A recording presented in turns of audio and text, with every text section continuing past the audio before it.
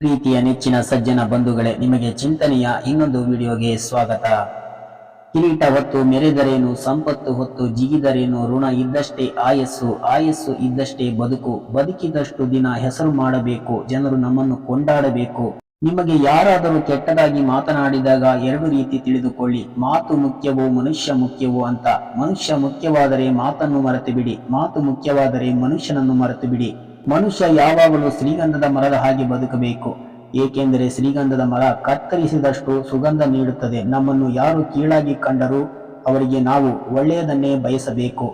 ನಿಮ್ಮ ಒಳ್ಳೆಯತನವನ್ನು ಕಾಪಾಡಲು ಭಗವಂತ ಯಾವಾಗಲೂ ಸದಾ ಬಯಸುತ್ತಾನೆ. ಜೀವನ ಪರ್ಯಂತ ಬದುಕಿಗಾಗಿ ಪರದಾಟ, ಜೀವನದ ಕೊನೆಯ ಗಳಿಗೆಯಲ್ಲಿ ನೆಮ್ಮದಿಗೆ ಹುಡುಕಾಟ. ಇದು ಮನುಷ್ಯನ ಜೀವನ ಶೈಲಿಯ ಒಂದು ನೋಟ.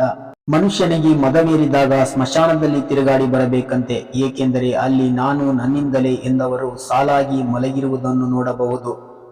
ದುಃಖದಲ್ಲಿದ್ದಾಗ ಕರೆಯದೇ ಹೋಗಬೇಕು, ಸಂತೋಷಕ್ಕೆ ಕರೆದರೆ ಮಾತ್ರ ಹೋಗಬೇಕು, ಕಷ್ಟಕ್ಕೆ ಕೇಳದೆ ಕೊಡಬೇಕು, ಇಷ್ಟಕ್ಕೆ ಕೇಳಿದರಷ್ಟೇ ಕೊಡಬೇಕು. ಸಂಪತ್ತು, ವಸ್ತ್ರ, ನೆಂಟರು ಯಾವ ಸಮಯದಲ್ಲಾದರೂ ಕೈ ಬಿಡಬಹುದು, ಆದರೆ ಭಗವಂತನು ಮಾತ್ರ ಯಾವ ಸಮಯದಲ್ಲಾದರೂ ಕೈ ಹಿಡಿತಾನೆ, ನಮ್ಮನ್ನು ರಕ್ಷಿಸುತ್ತಾನೆ. ಮಣ್ಣಲ್ಲಿ ಮಣ್ಣಾಗೋ ಪರವಾಗಿಲ್ಲ, ಆದರೆ ಕೆಟ್ಟವರಲ್ಲಿ ನೀನು ಒಬ್ಬನಾಗಬೇಡ. ಬಡತನವು ಶಾಶ್ವತವಲ್ಲ, ಸಿರಿತನವು ಶಾಶ್ವತವಲ್ಲ. ನೀನು ಜೀವನದಲ್ಲಿ ರೂಢಿಸಿಕೊಂಡ ಮಾನವೀಯತೆಯ ಮೌಲ್ಯ ಒಂದೇ ಶಾಶ್ವತ. ನಮ್ಮ ಚಾನಲ್ ಅನ್ನು ವೀಕ್ಷಿಸಿದ್ದಕ್ಕೆ ಧನ್ಯವಾದಗಳು. ಪ್ಲೀಸ್ ನಮ್ಮ ಚಾನಲ್ ಅನ್ನು ಸಬ್ಸ್ಕ್ರೈಬ್ ಮಾಡಿ.